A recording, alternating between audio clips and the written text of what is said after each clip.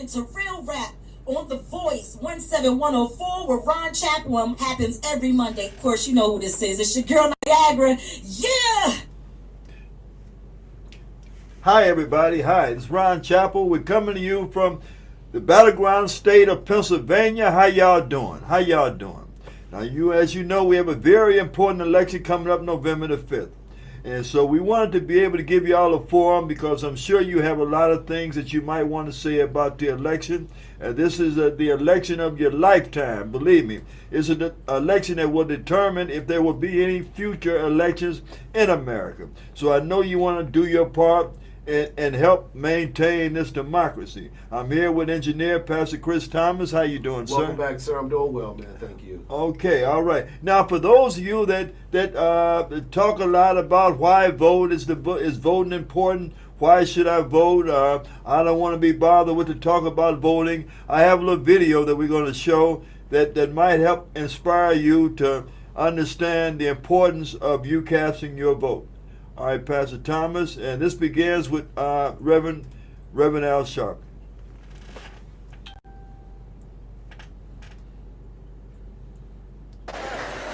Let me ask you to turn briefly this morning to the book of Exodus, 13th chapter, 3rd verse. Exodus, 13th chapter, 3rd verse.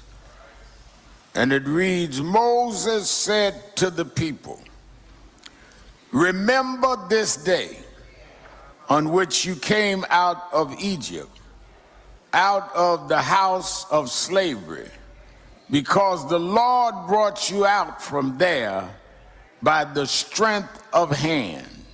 No leavened bread shall be eaten. May God add a blessing to the reading of his word. I want to use for a thought this morning, selective amnesia.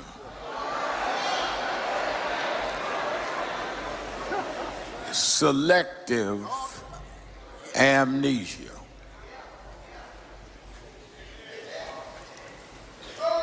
As many of you know, I host a television show on Saturdays and Sundays and do others during the week and have a daily radio show. And it amazes me when I get calls, as we are now in election season, where people of African descent, black folks, Negroes, colors, whatever you prefer, call in and act as though we always had the right to vote. I mean, they sit back and analyze like all they had to do was be born and all their rights were there. And the reason it bothers me so is it has happened, the fight to put us where we are has happened in our lifetime. This wasn't something hundreds of years ago. Many of our mothers and fathers could not vote. Our grandparents didn't even think about voting. So here we are inheriting something that was not inherent in the foundings of this country. The founders of the country never intended that we be treated as full citizens. The founders, they put in law. You know, there's a lot of people, I know in Texas there's a lot of controversy around immigration, and I'm against discrimination, though I don't think everybody need to be doing what they're doing. But we're the only ones in the country that by law said blacks couldn't do certain things. That was in the law. By law, we had to sit in the back of the bus. By law, we couldn't use the toilet downtown. By law, we couldn't eat in certain restaurants. It wasn't ambiguous, it was by law. which is why we had to change the law. Andrew Jackson,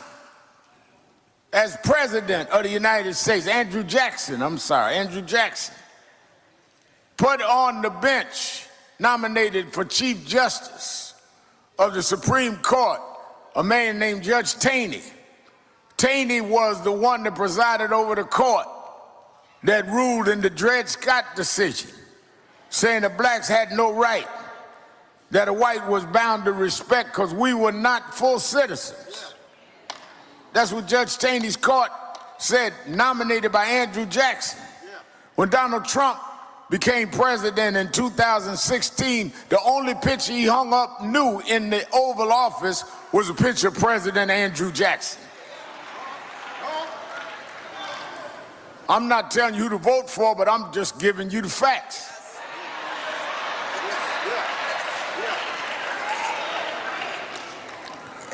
So people fought to give you and I the right to vote. People marched. People went to jail. Some people died. Jimmy Lee Jackson, Goodman, Cheney, and Swerner. They died. They killed Goodman, Cheney, and Swerner, two Jews and the blacks, for registered voters in Mississippi. There was a leader in Mississippi named Medgar Evers, head of the Mississippi NAACP. Registered voters, they told him to stop or they would kill him. He pulled up one night in his driveway. Wife and 4 children inside. Man blew his brains out in his driveway in Jackson, Mississippi, to give us the right to vote. And here you are just a generation and a half later.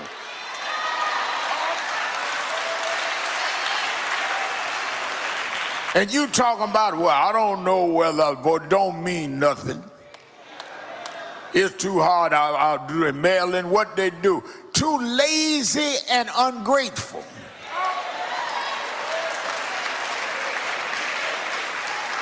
To use something that you didn't have to pay the price for, all you have to do is do what others paid the price for you to do.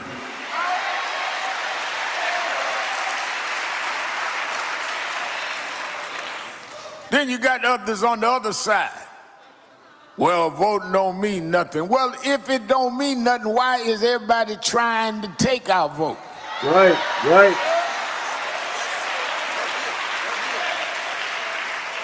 Somebody broke in your house, they're not going to take your dirty wash rag. They're going to look for valuables, money, jewelry. People don't take anything from you unless it's of value. Then you got those with a master's degree in ignorance.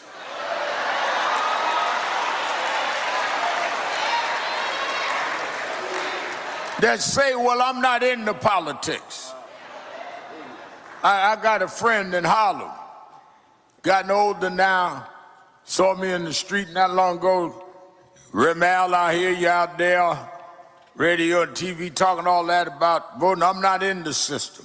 I don't believe in the system. That don't mean nothing. And blah, blah, blah, blah. And start quoting all radical stuff we used to read when we were kids.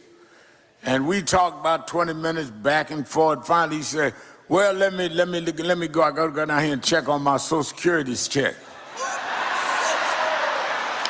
I said, I thought you wasn't in the system.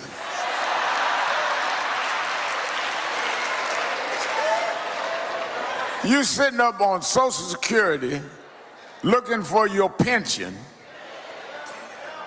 running around worried about your taxes and your home taxes, and you talk about you not in the system. You in the system. You just too crazy to participate in deciding who's going to decide what the system's going to do for you. The system going to go on without you participating. But you in the system when you was born, and they gave you a birth certificate and stamped it. You became a member of the system. So, as an activist, I get frustrated. But as a preacher, I go back to the Bible. There were people just like us that had been in bondage. All the folks that say, well, you know, Wise Anderson, Wise Sharpton, all of them, they shouldn't be talking about civil stuff, just stay in the book. Well, they need to read the book. The second book in the Bible is about the exodus of slaves. That's a civil rights movement. Preachers be telling me, stay in the book, Al. I said, well, I don't got your version. Maybe you got the Negro version. I didn't get that. The book I read, God freed slaves. So if God can free Israelites in Israel, why can't God deliver blacks in the United States of America?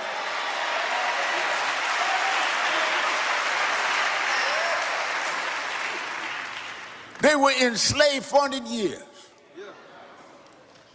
Had to make brick with no straw. Had to work with no wages. Just like us. And God sent a leader.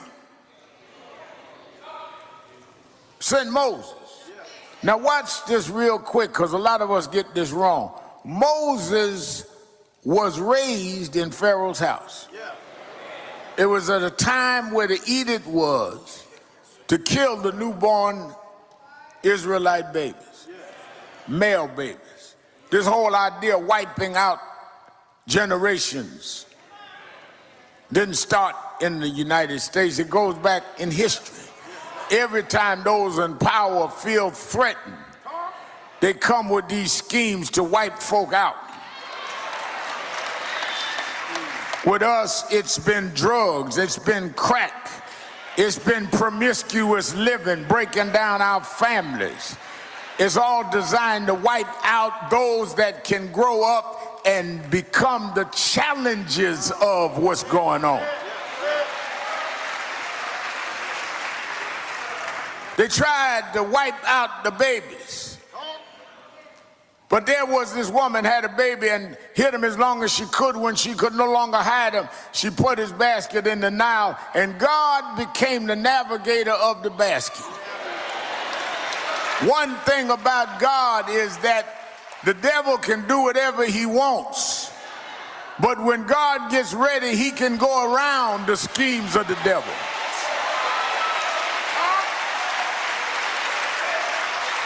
Some of us understand that. Some of us was born in the hood, born around debauchery. But somehow God grabbed our basket and brought us another way.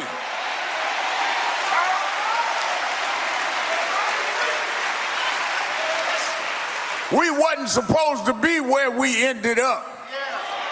But God raised us in houses that was foreign to us, to give us the skills to do what needed to be done.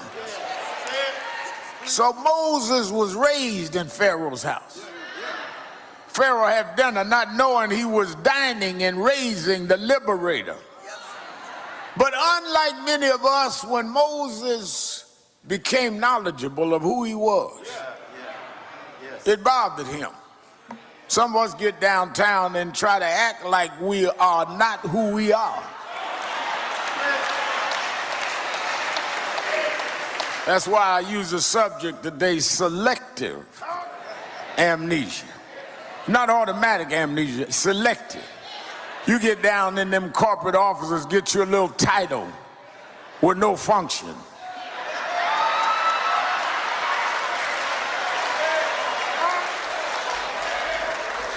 I'm the vice president of irrelevance. I'm the senior executive with no budget. Just big title.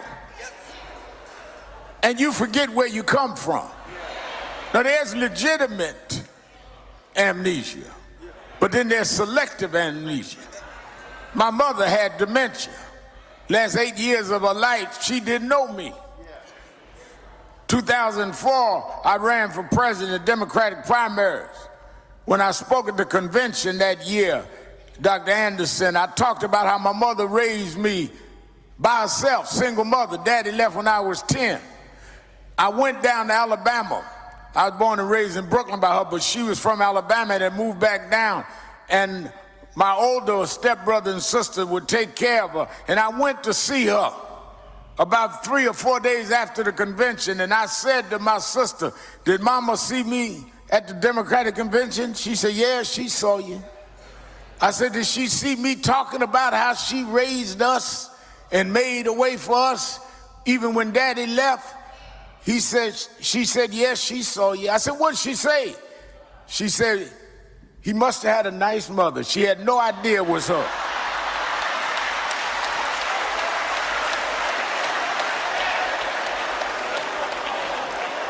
She had amnesia. She had dementia. But I'm talking about those that select to forget. Ain't nothing wrong with your memory. There's something wrong with your integrity. Okay, Chris, thank you. Okay, that's a pretty profound message there from Reverend Al Sharpton. If you want to hear the rest of it, you can find it on YouTube under the heading of Selective Amnesia. Selective Amnesia. And he's got a profound message there. And so there were quite a few kernels in there, Pastor Chris Thomas, that I want to touch upon.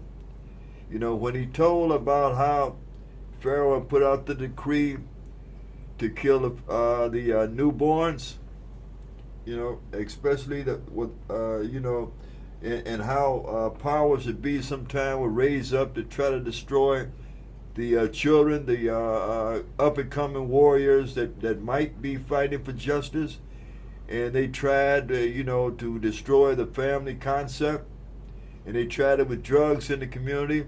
I think they also tried it in modern day with rap music, Pastor Thomas. That's good. Rap music started off as a likable, poetic form of music, but it's been hijacked.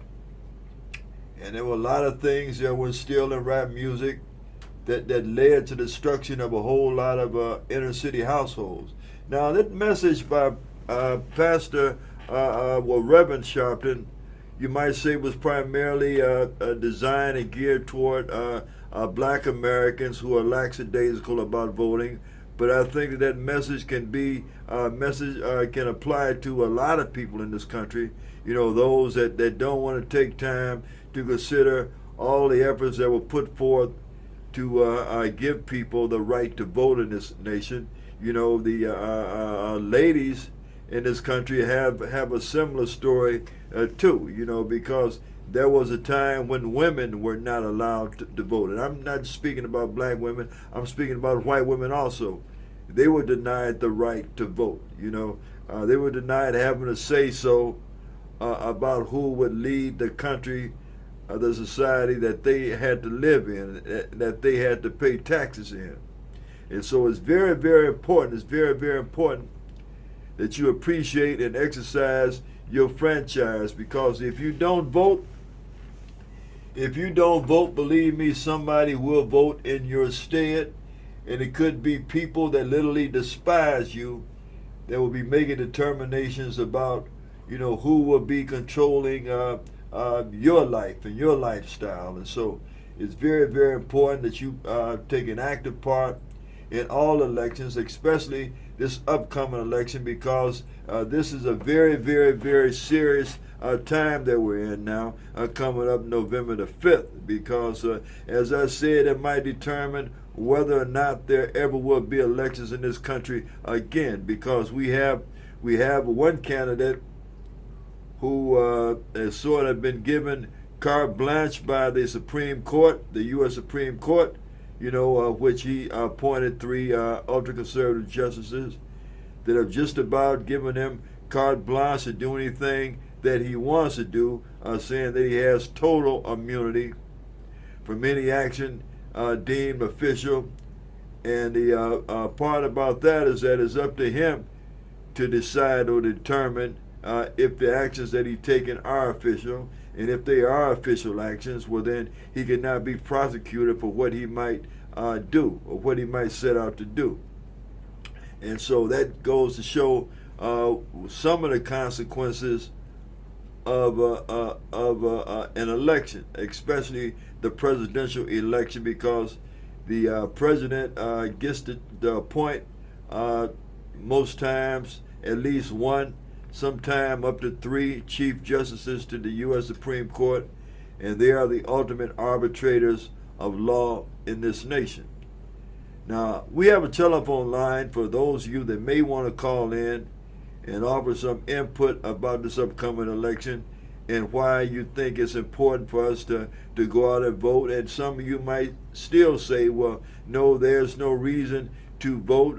You know, everything's going to be decided and we don't have any say-so, and it's just a waste of time. And in America, you know, we have the Electoral College, which really decides on who wins the presidential race, not the popular vote. You know, all that is well and true, but the thing about it, in these electoral colleges, college states, these battleground states such as Pennsylvania, well, the majority of the votes that one particular candidate get, I do believe, will determine how many electoral votes go to that particular candidate. And to be elected president, you have to be the first to get to 270 electoral votes. And that's among 538 electoral votes that are spread out through the nation. You know, different states, because of population, you know, have a different number of electoral votes that's going to be tallied. For instance, the state of Pennsylvania, you know, one of the main battleground states that both parties, the Democratic and Republican Party, want to win. It has 19 electoral votes. You have some states, like the state I grew up in, Michigan, I believe they have 15 electoral votes. And then you have some states that have 2, and some have 3. And you have a state like Texas, I believe they have 40 electoral votes. But I do believe California, I believe they have 54 electoral votes. And so that's what really decides on who wins the presidency, the one to reach 270 electoral votes. But as I say, I believe that the majority of the votes in a state for either party will determine which candidate or which party will acquire those electoral votes. And don't forget also that it's very important for the president, whomever the president is, hopefully, even though I'm a moderate, no, let me change that. I'm a registered Democrat, and I'm pulling for the Democratic team, and I do hope that the Democratic candidate wins this presidential election for many reasons. I think, first of all, that the Democratic candidate for president can relate more to me, someone in the middle class, more so than someone that was born with a silver spoon, with a gold spoon in his mouth, that never really had to work or struggle, whose family never had to work or struggle to stay afloat in this society. You know, someone that comes from a family that never ever seen a shut-off notice, that don't know how it feel to be laid off, that don't know how it feel to have to budget, to have to scrimp and scrape to make sure that the bills are paid on time. And so I think that you should be voting for, I think you should consider voting for someone that can relate to you, And I'm telling you, quite frankly, if you're not a billionaire, if you're not a multi-millionaire or a decamillionaire, well then I don't think that someone like Donald J. Trump can really relate to you, You know, as a matter of fact, you know, there's a lot of information you'll read where, you know, he states where it's stated by some of his cabinet members that he don't even care about his own supporters. He called them basement dwellers. You know, you look at them like they're cross-eyed, buck-toothed, water-headed, worker bees, worker ants. So he don't care about his own supporters, his own dyed-in-the-wool supporters. He don't care about all those MAGA people. You know, he wouldn't have them in his house. He wouldn't have them on his property. You know, he has nothing in common whatsoever with some Yahoo riding around in a rusty Ford pickup truck with a big MAGA flag on the back of that truck. Trump just see those people like that as suckers.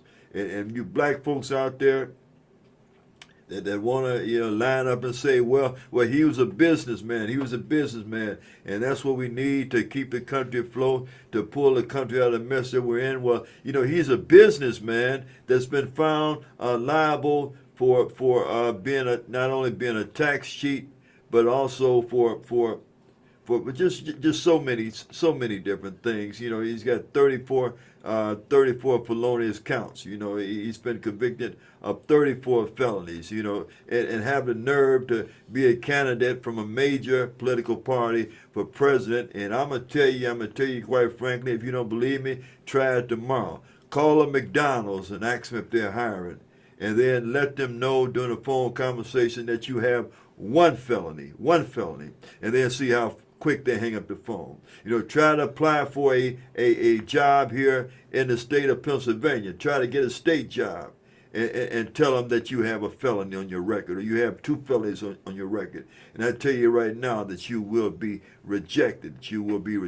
Now here's a person with 34 felonies, 5-time draft dodger, who is in a position where he could end up being the president of the United States, and also the commander-in-chief of the U.S. military forces, where he would have the authority to send your son, your nephew, your grandson off to war, off to put their life on the line for this nation, when there's no one in his entire bloodline. Not his grandfather, who was an immigrant, incidentally. Not his father, who was a racist and a pimp and a member of the KKK. Not him, not his brother, not his grown rusty sons. None of them. There's not one drop of Trump blood that has been on the line for anything, for anybody in this country. Talking about a welfare queen, talking about a welfare family. They are a family that have existed on the backs and the blood of a lot of other people that they want to still turn around and try to deny rights to. And so that's my take. I didn't really want to go on a tangent about Donald J. Trump, but I do hope that he loses, and I do hope that he have to answer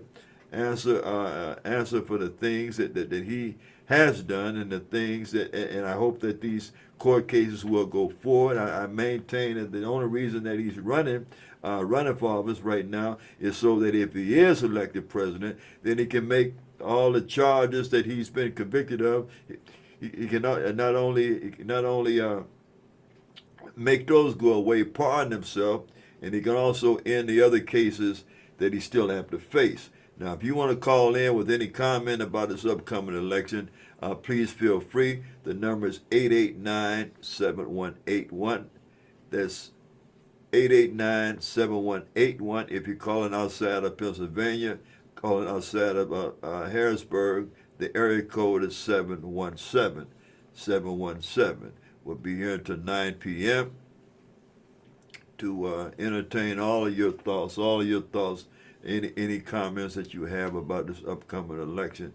And I'm going to tell you something. That there's something in the background of this presidential election, especially if Donald J. Trump were to win, God forbid.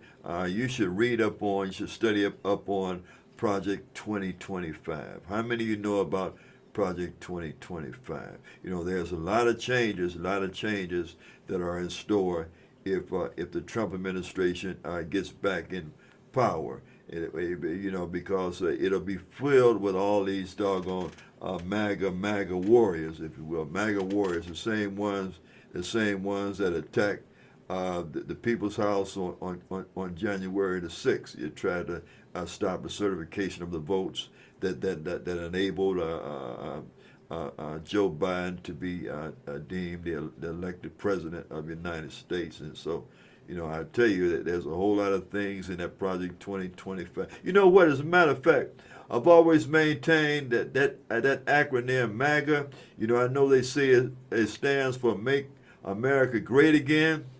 You know, and it makes me wonder, well, what era are they talking about? Are they talking about the era when a lot of us lived under Jim Crow, where a lot of us couldn't work here or live there?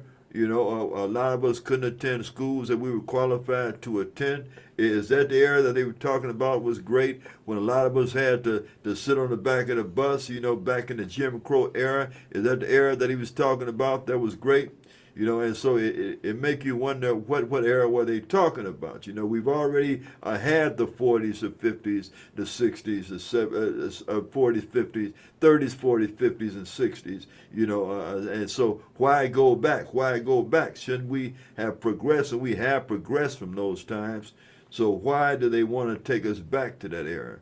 Why do they want to take us back to the era? You know, all the hardship that our people and poor white people, wasn't just black people, but poor white people suffered a whole heck of a lot too. In some cases, they were treated worse than a lot of poor black people were, because the white folks in power looked upon them in shame, wanted to totally disown them. You know, looked at them that they were stupid. That's why, you know, they figured that's why they were in the position that they were in. And so, you know, and so anyway, is that the era that they want to take us back to? Well, but, you know, but as a matter of fact, like I say, that's the given wording of that acronym, Make America Great Again. But in my mind, what it stands for, what MAGA really stands for, is Make America Go Away.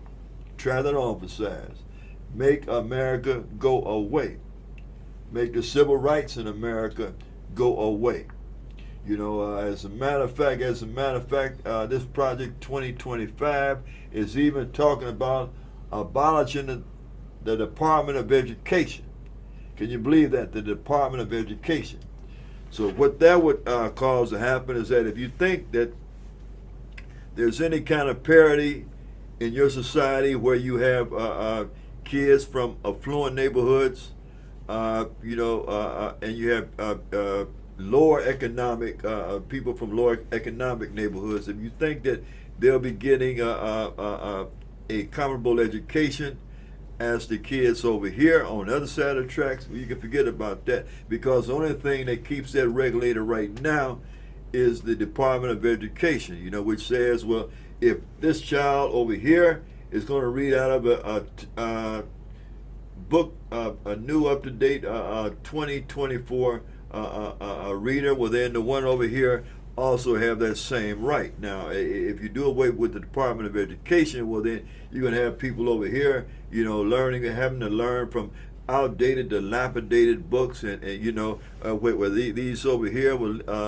learn from the updated journals, and so, you know, and you can see the disparity that would create, especially when they try to go beyond and try to enter a school of higher learning. Well, these over here would be sub-educated compared to those on the other side, and so therefore they cannot fairly compete. And see, that's what happened a long time ago, and that's what's been happening in the nation. That's what happened in the nation, you know, back in the era that MAGA, that Trump and them wants to take us back to. And so they want to get rid of the Department of Education.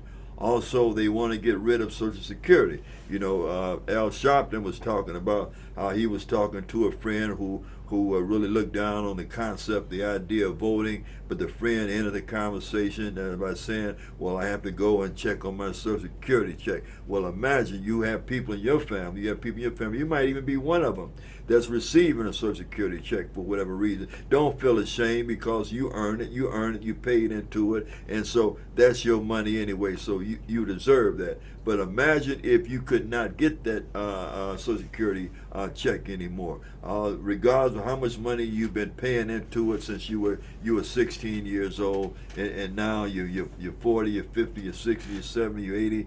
God bless you, and you look up and there's no Social Security check, not in your mailbox, not in your account. There's no Social Security. Well, that's what they want to do. They want to end Social Security. Another thing they want to end with Project 2025, they want to end Obamacare. They want to end Obamacare. They want to end Medicare. They want to end Medicare. So therefore, if you don't have the money in the bank to pay the high costs on your prescription, well then you know what'll happen? You just flat out die. You just flat out die, you know. And some folks, believe it or not, some folks have prescription costs that outweigh their own light bill, their light bill. Pastor Thomas, you understand what I'm saying? Yes, sir. Some have prescriptions that cost more than their own car note. You know, there are people that actually have to depend on prescriptions like that. You know, and imagine and thank God, you know, there's Obamacare, there's Medicare. You know, that there's different programs like that can help them subsidize the cost. The cost for the medications that they need to keep on living. But imagine if the administration were to snatch that rug right from up under them also, you know. And I'm telling you, you know, God forbid if that were to happen, and you have a family member that have to go into the hospital, God forbid, for some catastrophic illness or accident, and that could put the family out on the street. That could put the family out on the street. And that's just as sure as water is wet, because hospital costs are exorbitant. You know, hospital costs are very, very high. Emergency room costs are high. You know, if you don't have insurance and you have to go, you're a family member, have to go to emergency room, and then you get that doggone bill, and you'd be surprised how many hundreds of dollars it was for that 2-hour visit, if it was a 2-hour visit. And so, you know, thank God that there are different insurances that are legal in the country. You know, Medicare, Medicaid, you know, that can help assuage some of those costs. But imagine if you didn't have that. If you didn't have that, you didn't have any Medicare, you didn't have any Obamacare, you didn't have Social Security. You know, a lot of people would just be left out there to die. You know, they do away with the Department of Civil Rights, and so regardless of how hard you work on your job and how you think you deserve a promotion, there's something else they want to do away with also, Pastor Thomas. They want to do away with overtime pay. You know, in most cases, that overtime pay is like, an hour and a half, you know, or extra or something like that. You know, I guess up to 2 hours. I'm retired now and trying to remember how that system went. You know, even though I do maintain a part-time employment now, but just to stay busy. But anyway, they want to do away with the whole concept of overtime, and so therefore, if your employer demands that you work 70 hours a week, you get 70 hours a week at regular pay.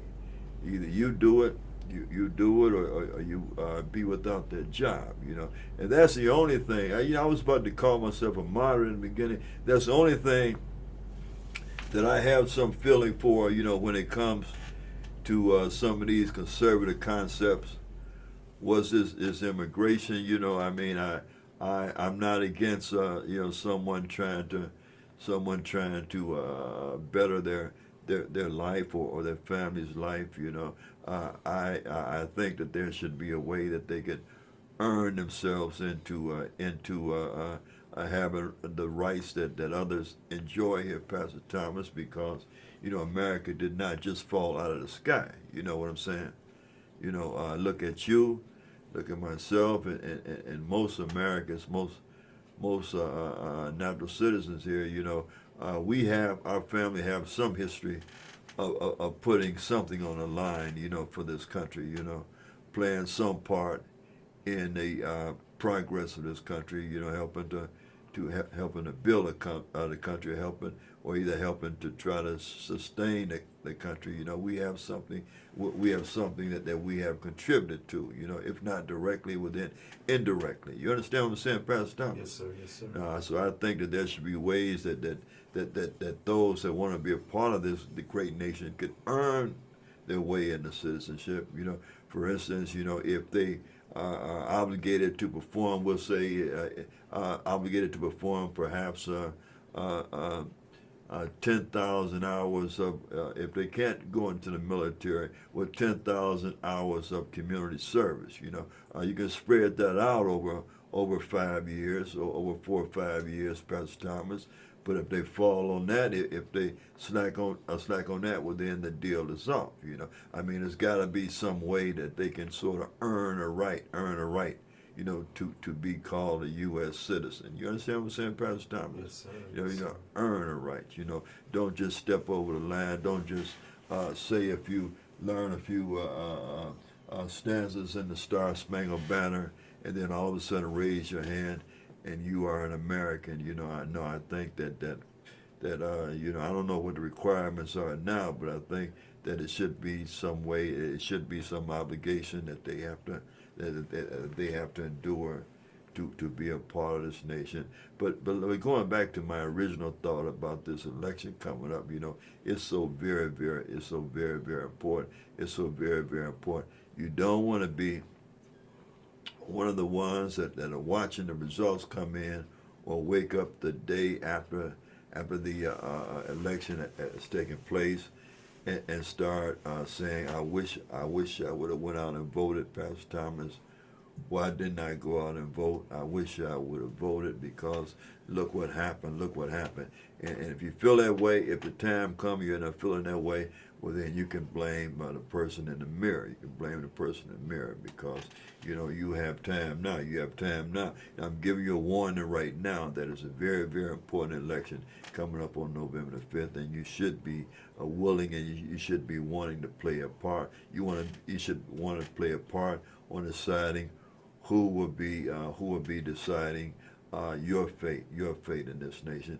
And you want to also be one that could probably say that you did your part to help maintain this nation, to help maintain this nation's constitution, that you appreciate the liberties that you have here. You appreciate the liberties and freedoms that your family enjoy here, you know, and that your loved ones can enjoy here. And so you should be really, really eager to play a part to help sustain what we have here. No, it's not perfect, but at least we have something to build upon. You know, we don't want to do the moonwalk and go back to the time that the MAGAs talk about make America great again. America is great already. Pastor Thomas. You know, I know it's written only God is great, but in the vernacular, I'm saying, you know, as far as being a good country, America is great already. You know, what we want to do is sustain it and make it greater. And that goes, the first step of that is maintaining the Constitution, you know, maintaining the Constitution, doing what you can to help keep this nation afloat, you know. And for those of you, I know the draft is over, you didn't have an opportunity, you were not called upon to go and serve in the military for this country. Well, at least you can do your part to respect the Constitution, to show your love for the country by being a part of this election, by going out, making plans to go out and vote, and find out how much time you have, if you're not registered, to register in your locale and make a plan to vote on November the 5th. And if you can, take somebody else to the polls with you. Okay, well, we're going to close out the program tonight. As some might have thought about calling, but no one called in. And so, as I said, we'll be here till 9 o'clock. And so we're going to come back and try it again next Monday night, you know, beginning at 8:15, and see if y'all have something to say then about this very, very important election coming up November the 5th. And so I want to thank you all for taking the time to watch this video. I want to thank you, Pastor Chris Thomas. Thank you, Pastor Chris Thomas, Thank you, sir. for playing that video and for being the engineer of the program. And so God bless you all. Thanks for watching, and good night.